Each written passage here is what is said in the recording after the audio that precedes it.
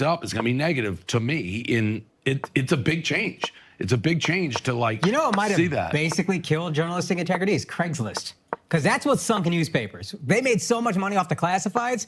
Craigslist, people would just put their shit on there for free. Newspapers started taking crazy hits, layoffs everywhere. You're saying now they're trying to make money however they can. Yeah, I don't know. Massive. See, that's my question is whether it's just always been that way, and if there's more media now to expose it, and like more like go backwards. I would have had no voice to like fight what is going on. So you look at all these incidents throughout history that got us into wars, like the Gulf of Tonkin thing that happened with Vietnam, right? This fake thing doesn't happen, no ship sunk, and all of a sudden we're in a war, right?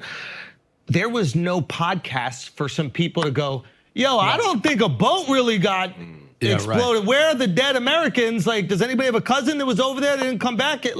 So now that there is, you could make the argument that back in the day, there was mutual benefit for everybody being on the same side of what maybe the military industrial complex or whatever the fuck you want to say, whatever the government wanted to push through. But now the fact that you have all these other independent media sources out here, we don't look like loony bins, conspiracy and it's the same with a lot of things, like sports, like athletes now have their own vehicle to like get their own perspective out, whether it's on Twitter or X, whatever you want to call it. Before, it was newspaper writers who would dictate the perception of an athlete. Yeah, and now they're starting their own podcast. Yeah, exactly. The Ryan Clark one's Fire. Oh yeah, there's a bunch of athlete podcasts that are great. Yeah, Pivot is great. And even the Manning Bros are great. Manning Brothers. We have a Pat Bev podcast. All the smoke. Roan, Pat. First of all, Roan is fucking genius. Yep. Like I was watching all his battle rap stuff before, and then the two of them together are fantastic. Yep.